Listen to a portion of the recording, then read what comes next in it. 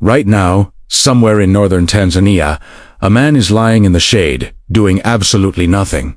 No phone, no job, no guilt about it. He finished everything he needed to do for the day almost 2 hours ago. If that sentence annoyed you a little, keep watching, it gets worse. Now imagine waking up tomorrow, and none of it exists. No job, no money, no Monday, no alarm, no inbox, nobody asking you to circle back. Just a day. Entirely yours. What would you even do with it? For 300,000 years, that wasn't a hypothetical. That was just Tuesday. Except they didn't have Tuesdays. They didn't even have weeks. Chopping time into 7-day chunks so you can dread 5 of them is a shockingly recent invention, and maybe not our best one. So here's the real question. Hour by hour, what did ancient humans actually do with a day that had no job attached to it? The answer is going to make you a little uncomfortable, because the people we've spent centuries calling primitive were doing something we still haven't figured out how to do again. Here's the story we've all been told. Caveman wakes up. Caveman runs from something. Caveman fails to invent anything useful. Caveman dies at 30. Constant danger, constant struggle, no time to think. That story isn't slightly wrong. It's almost backwards. In 1963, an anthropologist named Richard Lee did something nobody had really done before. He followed hunter-gatherers around with a stopwatch. He lived with the Ruhonzi people of the Kalahari Desert and tracked exactly how they spent their time. His number, about 15 to 17 hours a week spent getting food. That's it. And this isn't one strange group. Anthropologists checked. The Hadza of Tanzania, the Ache of Paraguay, the Martu of Australia, different continents, different climates, zero contact with each other. Same result, every time, roughly 15 to 20 hours a week on actual survival. You probably work more than double that. Some of you are thinking, sure, but those are modern people. How do we know ancient humans lived the same way? Fair question. The answer isn't a guess. It's written in bone. Compare the skeletons of hunter-gatherers to early farmers, and the difference is almost shocking. Farmers were shorter. Their bones show signs of malnutrition. Their teeth were wrecked with cavities from grain-heavy diets. Their spines show arthritis from repetitive, back-breaking labor. On average, they died younger. Hunter-gatherer skeletons say the opposite. Taller, stronger, healthier teeth, less joint damage. Whatever they were doing with their time, it wasn't more physical labor than farming. It was less. So if they weren't grinding away at survival all day, what were they actually doing? This is where it gets interesting.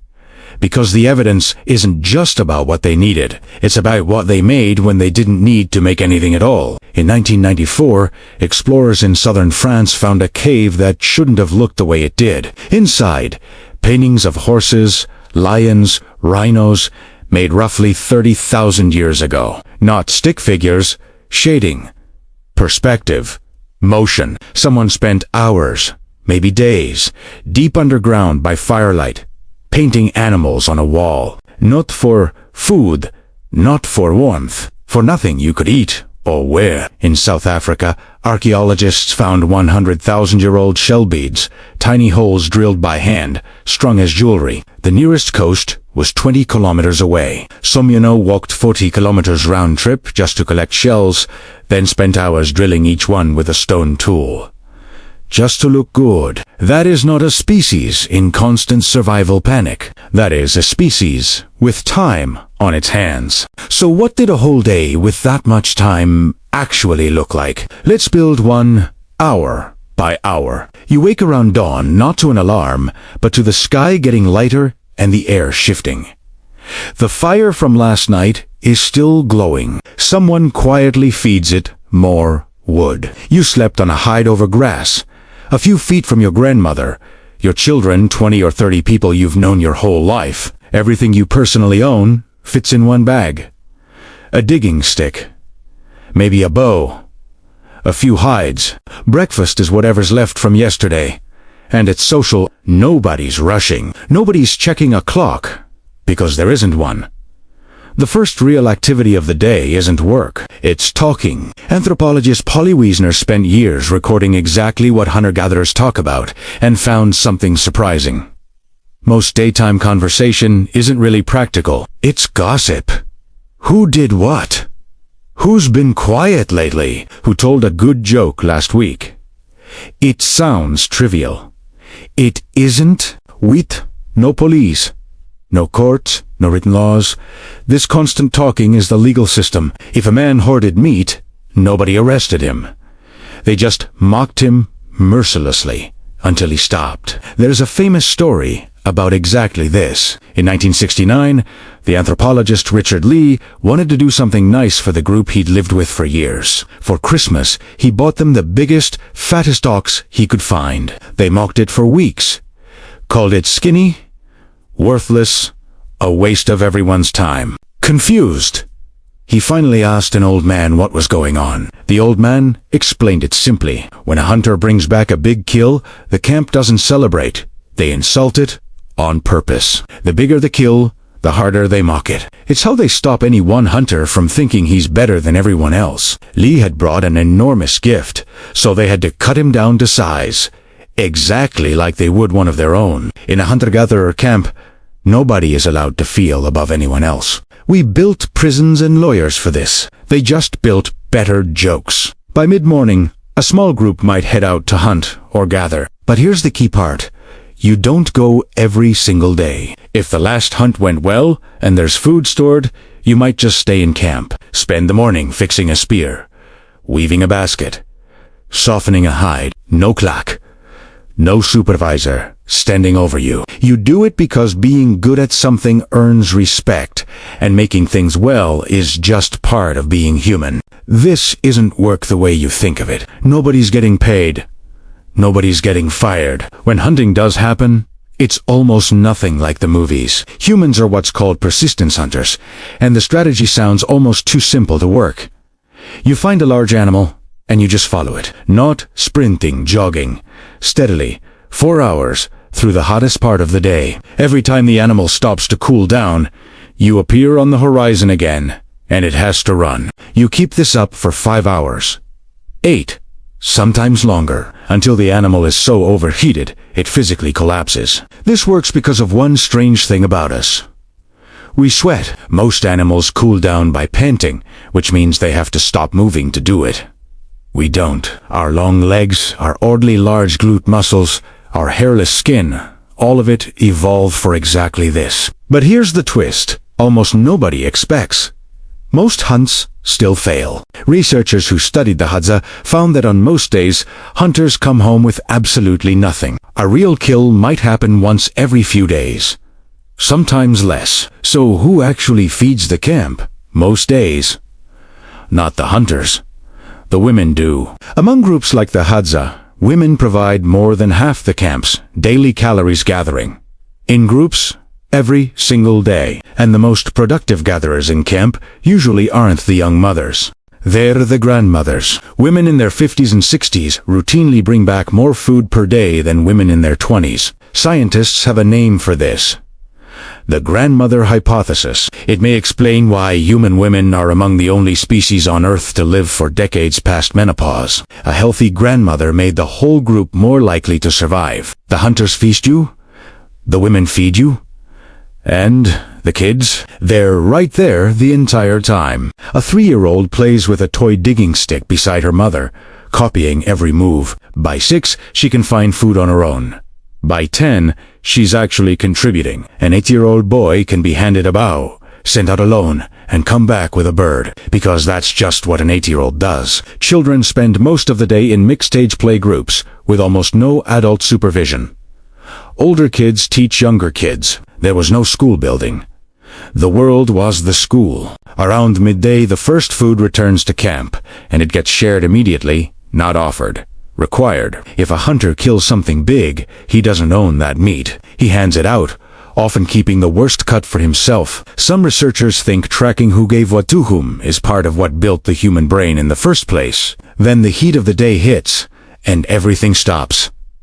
Nobody works through the hottest hours. People nap in the shade, fix arrows, weave baskets, They pick through each other's hair. Which sounds strange, but it's really just an excuse to sit close to someone you love for an hour. This is also when a lot of the extra happens.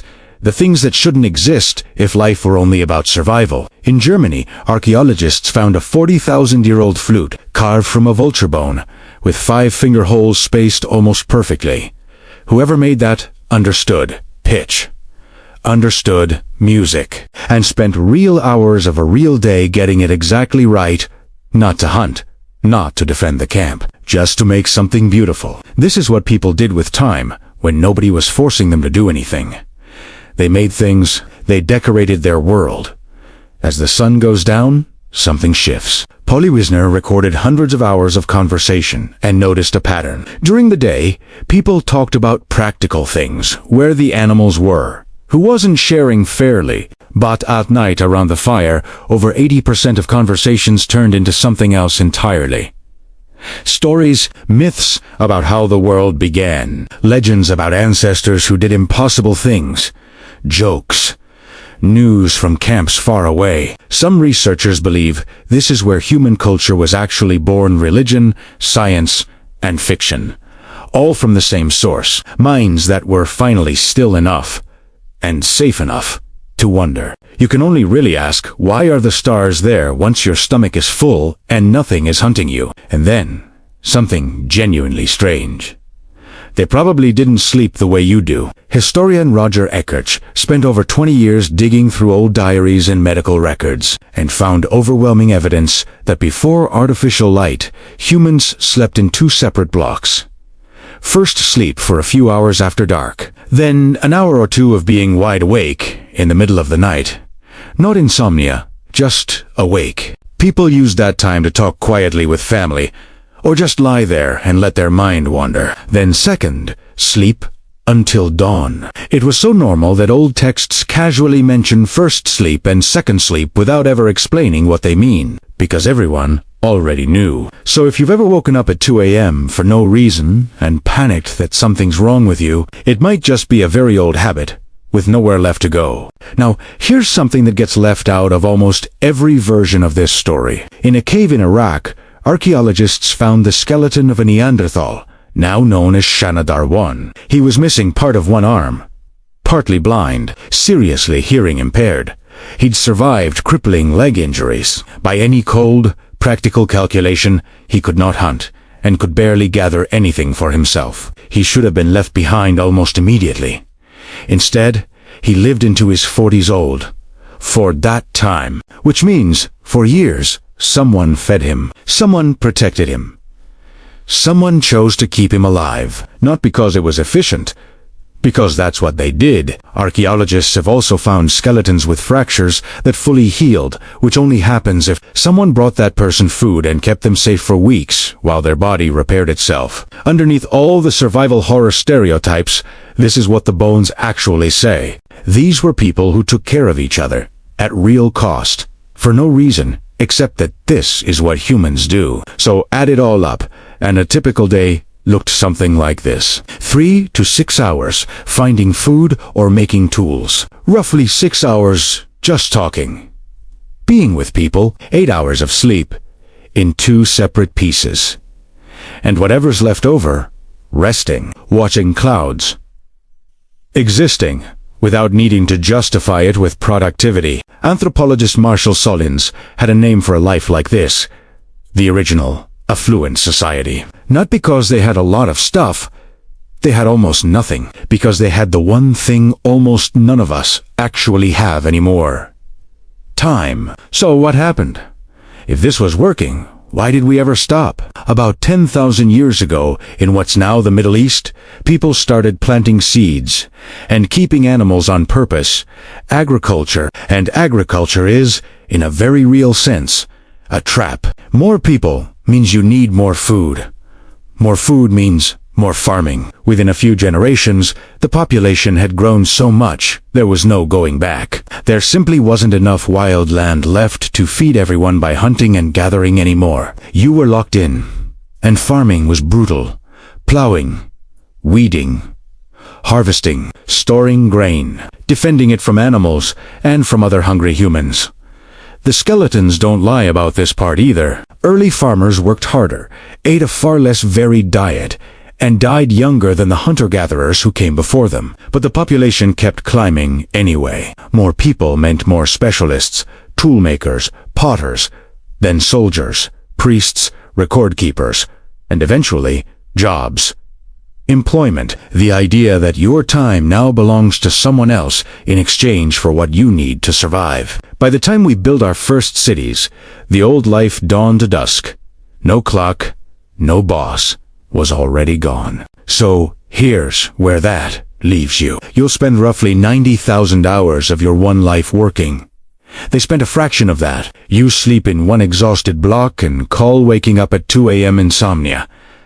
They slept in 2 and used the middle of the night to think. You chase an idea of success, invented by people who will never meet you. They woke up every morning, already free, already enough, with nothing to prove to anyone. You make art if you can find time after work. They made art because they had the time. We're not a different species. Your body, right now, is built for exactly the life they were living. The same need for sunlight, real rest, real conversation, and time spent doing genuinely nothing. We just traded almost all of it away for food security, for population growth, for productivity. Nobody's saying, go back and live in the desert with a digging stick. But it might be worth asking what exactly we got in return for 90,000 hours. So here's my real question for you. If tomorrow your job disappeared, and money disappeared, and nobody expected anything from you at all, would you actually know what to do with the day? Or have we forgotten how? Tell me honestly, in the comments